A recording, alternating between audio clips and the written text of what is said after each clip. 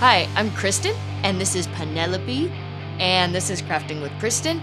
Today we are going to do a super easy project that doesn't require any sewing at all. All you're going to need is a very short supply list. We're going to be making some slashed up leggings like the ones I'm wearing here. I'm going to go over the quick little bit of supplies that you're going to need for this. You will need something to mark your fabric with, like this watercolor pencil or chalk. You'll also need fabric scissors. And lastly, you will need a ruler. You will also need a pair of just plain leggings that you're not afraid to cut up. You can use black ones or you can get a fun print. All right, let's get started.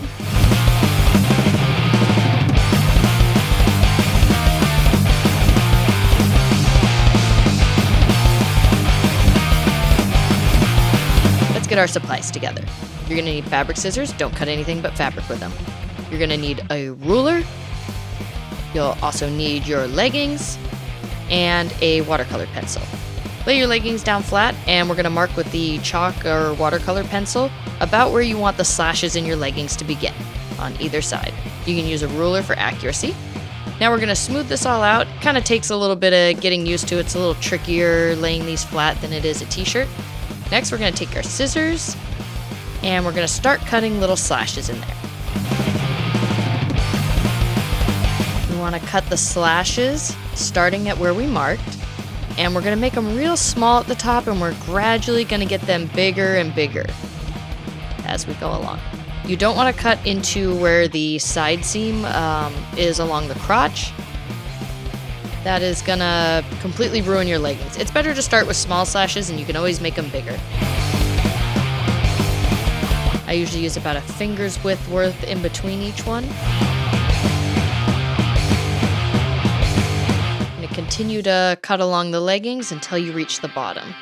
And you can kind of play with alternating how wide or how long you're going to have each slash. I kind of like to have wider ones towards the top of my thigh, and then I make them get a little bit smaller towards the bottom.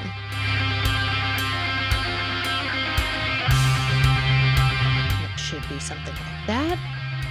And now we're going to flip over to the other side. We're going to follow the same steps. I'm just double checking the length with my ruler. Little Penelope's coming over to bother me for butt scratches. We're laying this all out nice and smooth and flat, trying to get it as seamless as possible. Now that I pretty much got it as good as I can get, I'm starting to make the little slashes along the side, just like I did on the other side. Sometimes it's a little tricky to have the exact width that you did on both sides, but you can always cut them a little bit more once you try them on just to even everything out. Next, you're going to take it in between your fingers, and you're just going to pull and pull and pull and stretch it. It'll make it all nice and stringy like the ones that I'm wearing.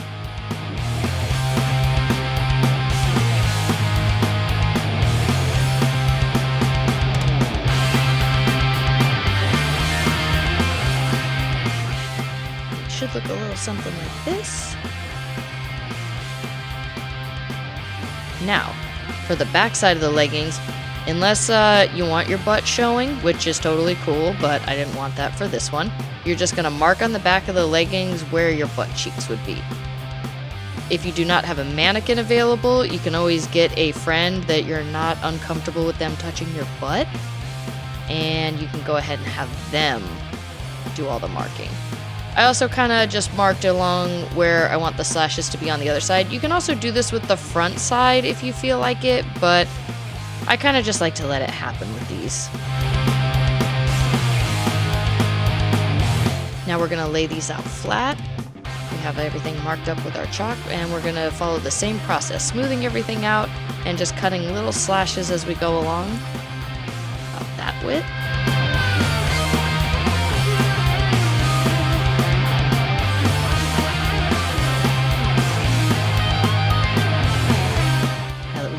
That side, we're going to follow the exact same step for the other side. We're going to smooth it out as flat as possible, and we're just going to cut little slashes along the back.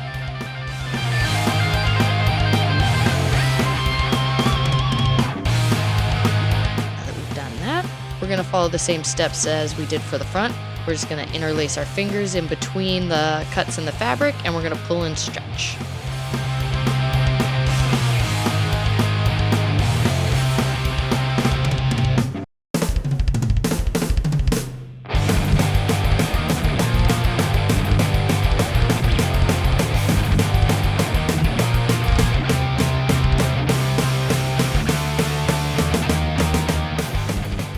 sure to give your dog lots of love, even if they get fur on your projects. All right, and we're at this step. You can leave your leggings like this if you like the look of it, but I'm going to show you another option to give them even more pizzazz. So you're going to start at the bottom of your leggings. You're going to pull the first little shred of fabric, and you're going to pull it up above the other one and loop the other piece under. You can kind of, I'm not the best with wording this, but hopefully my video gives you a good sense of the pattern that you're going to want to repeat. You're just going to want to do this and make kind of a little ladder all the way through, making sure not to skip any slashes. If you do not have a mannequin, you can totally do this while you're actually wearing them for the front side. And then when you move to the back side, you just have to put them on backwards and repeat the same process. I've actually done this a couple times before I got my mannequin, and it's a pretty easy process. I just figured it would be much easier to show you guys on a mannequin than it would be to try to do it on myself and film it at the same time.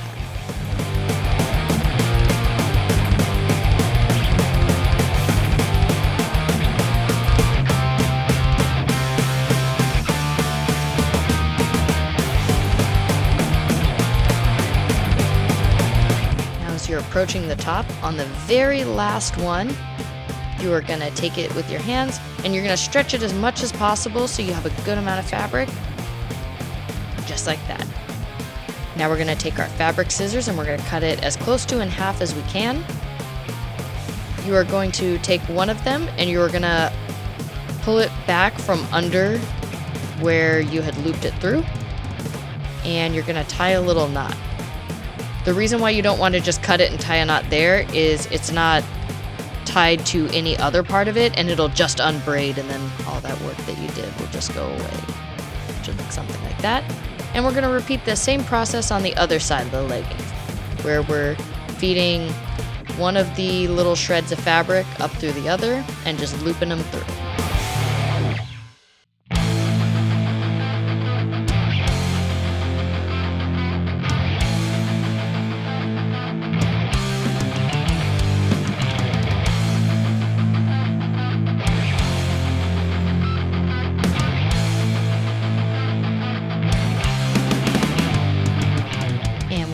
Top, I think I got a little bit of a better shot here of what I was talking about.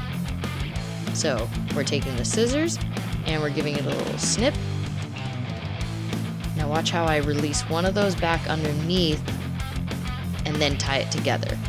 So you're kind of fastening it to the little shred of fabric right below it, if that makes sense. I like to double knot it.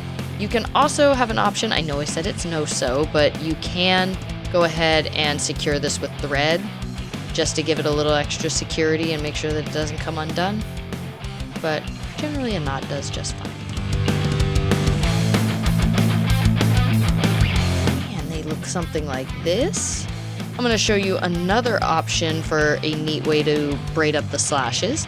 So this one's a little different. You're going to kind of start it the same way, where you're feeding one underneath the other, but then when you pull it through before you go to the next step, you're going to twist it around and make a little loop, and then pull the next piece of fabric through that loop. So just twisting it over, pulling the next step through the loop, and repeating the process all the way up the leggings.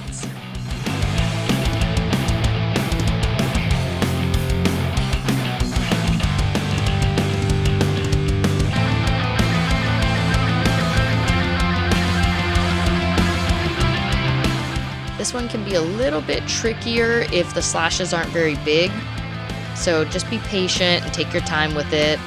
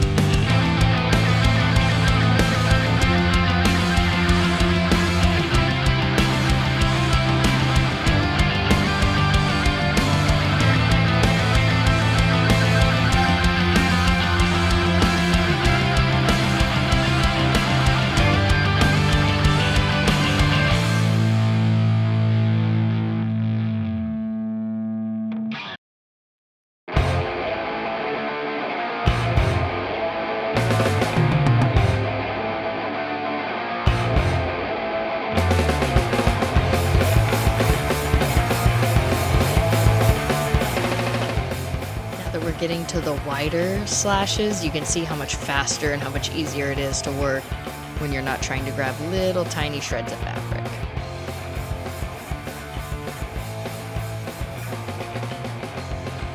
The other thing about this technique is it will kind of pull your slashes in a little bit narrower, so you'll have less of an opening. So this is a good technique if you kind of realize that maybe you made the holes in your leggings a little bit wider than you wanted to. This is a good way to kind of bring them in if you want it a little bit more modest, but you still want to have some sort of decorative aspects to it.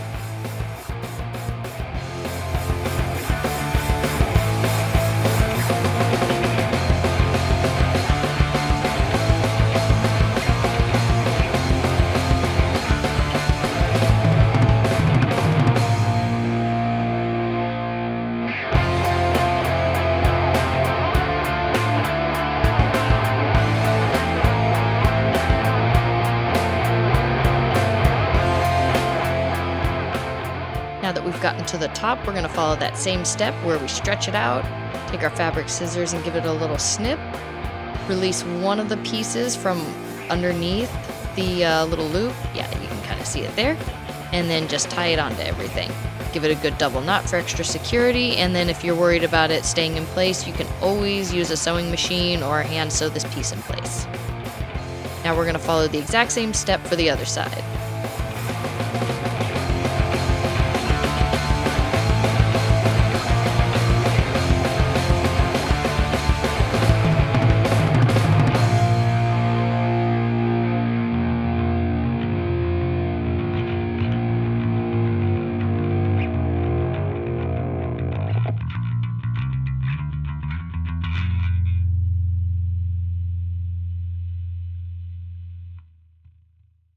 You can also use these techniques if you have like a fitted long sleeve shirt or up the sides or the back of a tank top.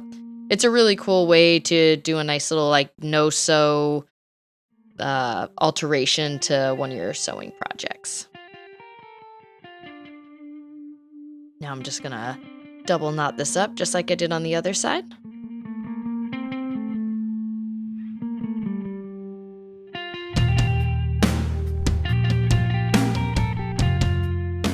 And I'm just going to even up and kind of widen all the little slashes on the side.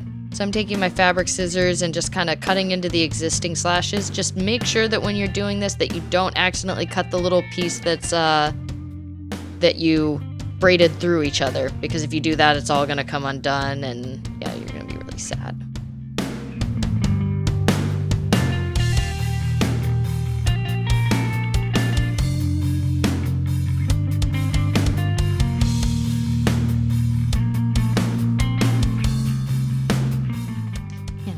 Same to the other side. Just going to widen a couple of these up, even it out on both sides, give them a good little stretch.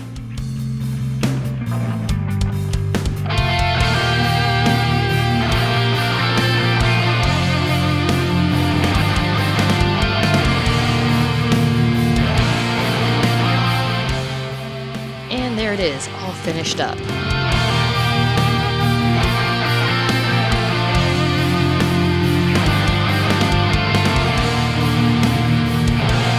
Make sure to like, comment, and subscribe.